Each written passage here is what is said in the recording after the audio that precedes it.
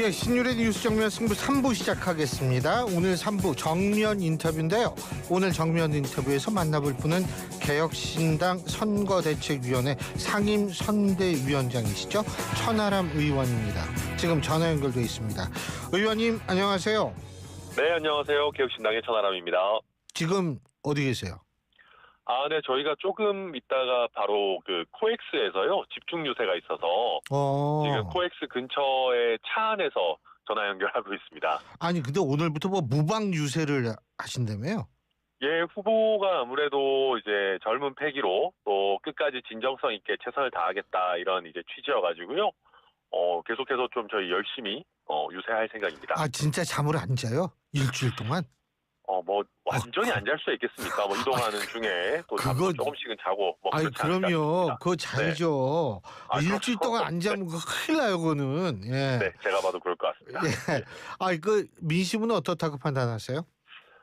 우선 저희가 이제 그 어제까지가 여론조사가 이제 공표가 그렇죠. 가능한 기간인데 저희가 마지막에 나오고 있는 여론조사들이 나쁘지 않은 것 같습니다.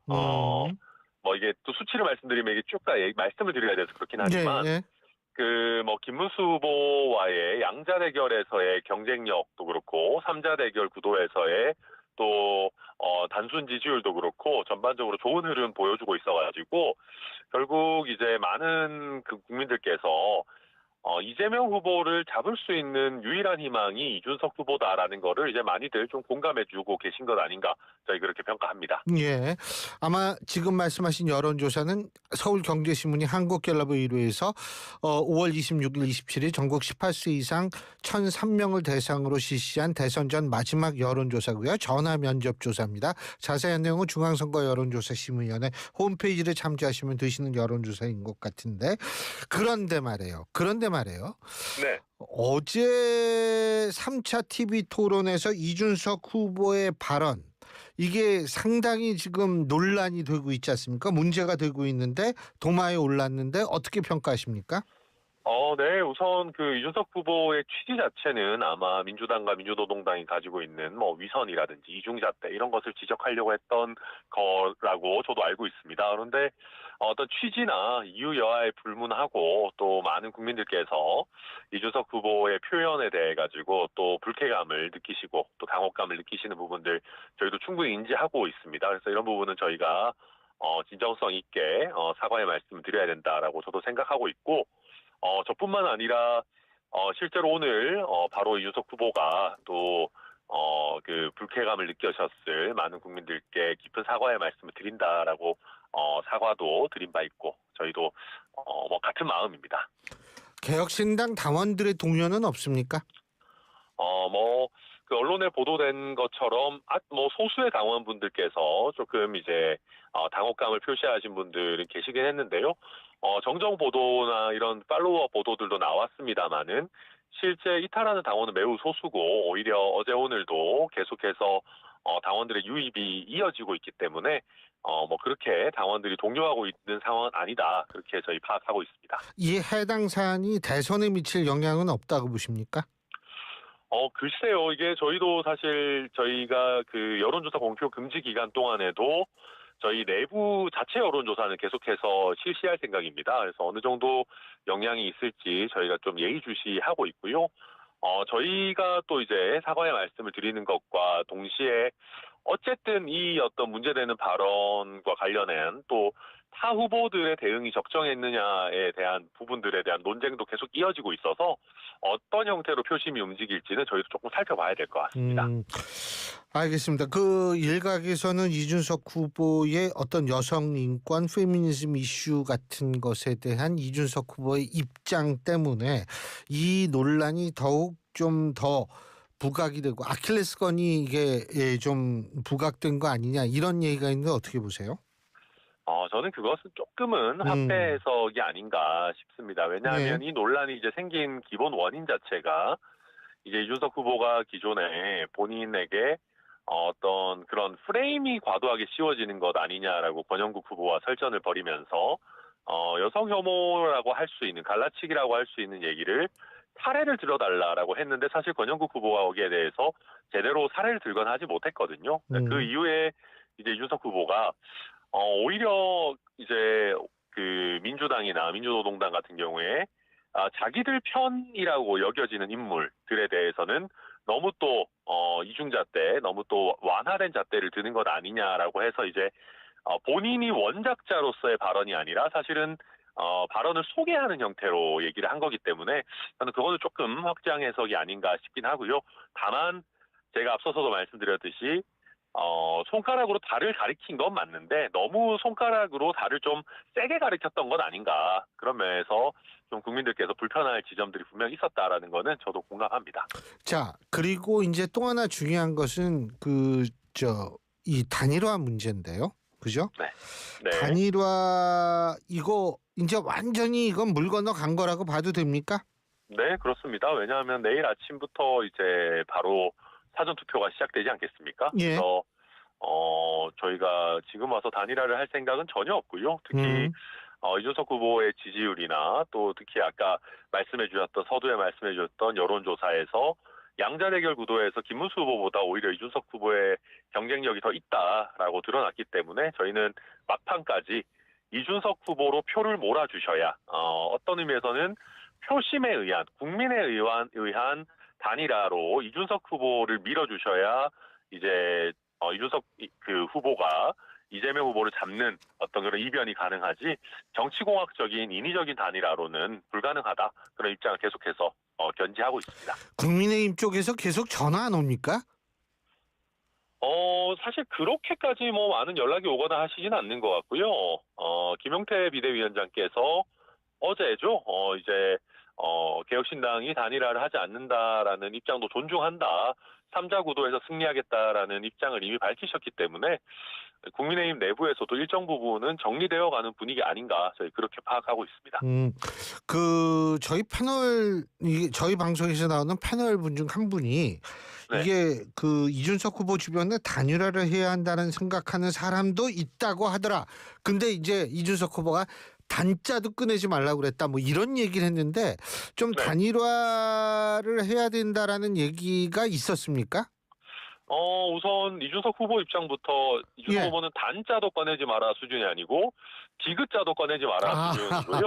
단이 아니라 디귿이군요. 예. 네, 예. 그리고 물론 개혁신당도 구성원들이 많이 있고 예. 그 안에서 다양한 생각을 가진 구성원들이 있을 수 있습니다. 그러나 제가 알기로는 제가 특히 상임선대위원장이니까 저를 비롯한 의사결정에 그래도 중요한 영향을 미치는 인물들은 저희가 단일화 이번 선거는 특히 비상계엄과 탄핵으로 치러지는 선거고 국민의힘과 명분 없이 손을 잡을 수는 없다. 그리고 손을 잡는다고 해서 이길 수 있는 선거가 아니다. 비상계엄과 탄핵으로부터 자유로운 이준석 후보가 독자 노선을 가는 게 오히려 더 맞다라는 생각을 일관되게 가지고 있기 때문에 혹여 그런 목소리가 나오더라도 그거는 아주 극소수의 의견이다 이런 말씀드립니다. 이거는 어디까지나 가정인데 말이에요. 가정인데. 네. 자, 이게 이제 선거를 했는데 이제 선거가 끝났는데 이재명 후보와 김문수 후보가 생각보다 적은 표 차이로 이재명 후보가 이겼다라고 가정을 했을 때 네. 이준석 후보한테 오는 책임론 이런 거 없을까요? 책임 공방? 어떻게 보세요? 저는 우선 저희 개혁신당은 늘 미움받을 용기를 지닌 사람들이다라는 말씀을 드리고요. 물론 이론적으로 저희가 많은 말씀 드릴 수 있을 겁니다. 저희 이준석 후보의 표가 김문수 후보에게 사실 다 가는 표심이 아니고 비상계엄에 반대하고 또 탄핵에 찬성하는 표심이기 때문에 단일화한다고 해도 다 가지 않는다 이런저런 합리적인 설명을 드릴 수 있겠지만 그와 별개로 감정적으로 서운해하시는 분들 계실 수 있죠. 그러나 저희는 명확하게 말씀드리는 게 이준석 후보는 심상정 후보가 아닙니다. 그리고 개혁신당은 민주노동당이 아니고요. 그러니까 민주노동당 같은 경우는 지역구는 민주당, 비례대표는 민노당 같은 식으로 민주당의 사실상 이중대나 우당을 자처하면서 당세를 확장해온 면이 있는 반면에 저희 개혁신당 같은 경우는 국민의힘과 맞서 싸우겠다, 오히려 능가하겠다라는 각오로 지금까지 계속 해왔기 때문에 저는 국민들께서도 아니 각자 다른 정당의 후보들이 뭐 당연히 완주하고 각자 최선을 다하는 게 당연하지. 단일화라는 게 사실은 조금 이상한 거 아닌가라는 저희 얘기에 어느 정도는 귀 기울여 주시지 않을까 생각하고, 또 굳이 말하자면 중도 확장성이 낮은 김문수 후보께서 결단을 하셔야 되는 문제 아닌가. 저는 혹여 그런 책임론이 나온다면은 오히려 그 책임을 져야 되는 주체는 탄핵을 당하고도 비상계엄을 막지 못하고도 꾸역꾸역 후보를 냈던 국민의힘과 김문수 후보가 더 큰 책임을 져야 할 것이다. 그 말씀입니다. 지금 후보를 냈다 이 말씀하셨는데 이것도 가정입니다. 이거 공상과학 소설 수준의 가정인데, 자 네. 만일 국민의힘 후보가 그 한동훈 전 대표나 혹은 안철수 의원이 국민의힘 후보로 선출이 됐다라고 가정을 했을 때에는 지금보다는 단일화 과정이 원활했을까요? 어떻게 보십니까? 저는 이준석 후보의 어떤 그 일관된 소신과 또 뚜렷한 뭐 이런 부분들을 봤을 때, 뚜렷한 의지를 봤을 때 누가 후보였더라도 단일화를 했을 거라고 생각하지는 않습니다. 다만 탄핵에 반대하고, 그러니까 탄핵에 찬성하고 비상계엄에 반대했던 그런 분들이 국민의힘의 후보가 되었다면은 단일화 압박은 훨씬 더 거셌을 거라고 생각합니다. 그런데 반대로 이야기하자면은 사실 김문수 후보가 된 순간부터 국민의힘의 많은 의원분들도 단일화는 물 건너갔다라고 느끼는 분들 많았거든요. 그렇기 때문에 벌써 그때부터. 네, 그래서 역설적으로 예. 저는 뭐 이미 단일화는 처음부터 불가능한 것 아니었나 생각하고, 홍준표 시장께서 내가 후보가 돼야 그래도 해볼 수 있지 않겠냐라고 얘기하셨던 뭐 그런 지점들이 분명히 있을 것이다 생각합니다. 자, 이제 슬슬 이제 이게 다가오는데 이 선거가요. 근데 일단은 요번에 투표율이 높을 것 같다고 판단하십니까? 그렇지 않다고 판단하십니까? 저는 이준석 후보의 존재가 없었으면은 굉장히 낮았을 거라고 생각합니다. 조금 이렇게 좀 일방적으로 투표가 진행됐다라고 하면 양쪽 진영에서 모두 다 뭐 이기는 쪽은 이기는 쪽대로, 또 어려운 쪽은 어려운 쪽대로 좀 열기가 적었을 것 같은데, 어쨌든 이준석 후보의 존재로 인해 가지고 특히 1차, 2차, 3차 TV 토론을 거치면서 이재명 후보의 지지율이 지금 좀 빠지고 있고, 선거가 뭐 완벽하게 결정된 상태다라고 할 수 없기 때문에 저는 꽤 많은 분들이 투표장에 와주시지 않을까 기대하고요. 특히 이준석 후보 같은 경우는 중도층 또 무당층에서 상당한 또 좋은 지지를 받고 있기 때문에 저희 개혁신당 입장에서도 좀 많은 분들이 투표장 나오셔서 높은 투표율을 기록해 주셨으면 좋겠다 하는 희망도 가지고 있습니다. 그러니까 우리가 더 데이 애프터, 다시 말해서 대선 그 다음을 우리가 생각을 해볼 때요. 네. 보수 재편 가능성이 있다고 보십니까? 근데 그러려면 사실 이준석 후보의 뭐 당선이 되면 제일 좋겠지만 최대한 높은 득표율이 나오는 게 사실 의미가 있겠죠. 뭐 제가 이게 뭐 전체 의견 아니겠습니다만은 일부 한동훈 후보 이제 지지하시는 분들 중에서도 그런 말씀하시는 분들이 있더라고요. 김문수 후보 지지율이 너무 잘 나오는 것은 조금 곤란한 것 아니냐. 결국 그 어떤 보수 진영의 쇄신 내지는 변화의 동력이 좀 떨어지는 거 아니냐. 차라리 이준석 후보를 뽑아서 개혁의 필요성 내지는 위기감을 끌어올리는 게 필요한 거 아니냐라는 얘기도 하시는 분들이 계시던데, 뭐 일부의 의견일 수 있겠습니다만은 저는 그런 면에서 대한민국 정치의 변화의 필요성, 또 뭐 작게는 보수 진영의 어떤 개혁과 개편 이런 동력이 어느 정도나 나올지는 결국 이준석 후보의 지지율에 달려 있는 것 아닌가, 그렇게 보고 있습니다. 그래서 보수 재편 가능성도 얼마든지 생각할 수 있다? 이겁니까? 네, 저는 뭐 충분히 가능성은 열려 있다 생각합니다. 그리고 지금 이대로는 안 된다, 이런 말씀이신 거죠? 그렇습니다. 예. 그리고요, 또 하나는 이제 국민의힘 쪽에서 이런 얘기 많이 나오는데, 제3의 후보는 항상 선거 당일 막상 투표가 시작이 되면 일반 유권자들의 사표 방지 심리가 작동이 돼서 지금의 지지율보다 많이 안 나올 것이다라고 얘기를 하는데, 그 부분은 어떻게 보세요? 저는 이번에는 그럴 거라고 생각하지 않습니다. 특히 이준석 후보 지지층 같은 경우에는 저희가 내부적으로 조사를 해봐도 단일화 안 된다라는 것과 저희가 같은 논리인데요. 이분들이 쉽게 어느 쪽으로 잘 이동하시지는 않습니다. 무슨 말이냐면 일단 비상계엄에 명확하게 반대하고 탄핵이 잘된 일이다라고 보시기 때문에 국민의힘 쪽으로 잘 안 넘어가시는 분들이 많습니다. 그리고 이런 탄핵 이후의 대선임에도 불구하고 이재명 후보에 의한 정권 교체보다 이준석 후보에 의한 정권 교체가 더 나은 정권 교체다라는 확신이 있기 때문에 이준석 후보 쪽으로 와 계시는 거거든요. 그래서 이분들이 쉽게 흔들릴 분들이 아니고 특히 세대적으로도 소신 투표 성향이 강한 20대, 30대의 지지를 많이 받고 있고 이분들은 사실 양당 모두에 대해서 특별한 일체감이나 부채감이나 이런 걸 가지고 계시지 않습니다. 그래서 이번 대선의 경우에 이준석 후보의 경우에는 오히려 실제 지금 잡히는 지지율보다 더 많은 득표를 할 수 있지 않을까 저희는 기대하고 있습니다. 특히 중도층, 무당층의 지지도가 괜찮기 때문에 오히려 더 높게 갈 수 있을 것이다. 저희 기대합니다.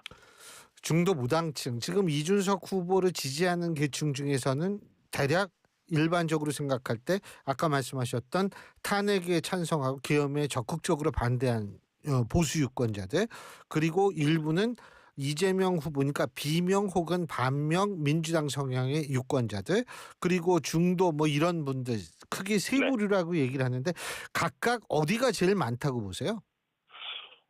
아마 지금 현재로서는 그래도 이 김문수 후보로는 이재명 후보를 이길 수 없다라고 생각하는 중도 보수 유권자들이 제일 많은 것 같긴 합니다. 특히 이제 특히 보수라고 하는 것은 어쨌든 헌정 질서를 수호하고 뭐 법치주의와 삼권 분립, 민주주의 이런 것들을 잘 지키자, 점진적으로 개선해 나가자 하는 기본적인 틀이 있을 텐데요. 예. 그런 면에서 윤석열 전 대통령이 벌인 비상계엄은 결코 동의할 수 없다라고 하는 분들이 근간을 이루고 있는 것 같고요. 이제 거기에 조금 말씀하신 비명계 민주당 지지층이나 특히 요새 이준석 후보가 또 노무현 정신에 대해서 많이 이야기하면서 PK 쪽, 이제 부산 경남 쪽에 민주당 지지층, 또 중도층 무단층까지 좀 다채롭게 구성되고 있는 것 같다. 저희 파악하고 있습니다.